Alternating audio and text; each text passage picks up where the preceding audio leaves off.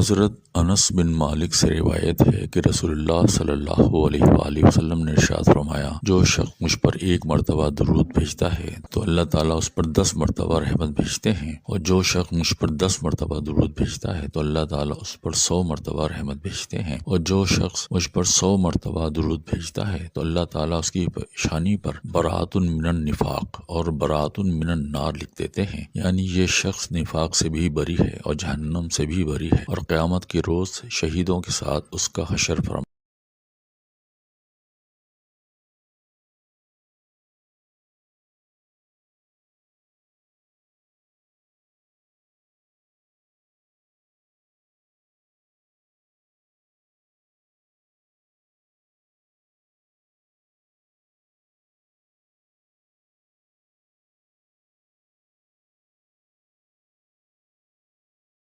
اللهم صل على محمد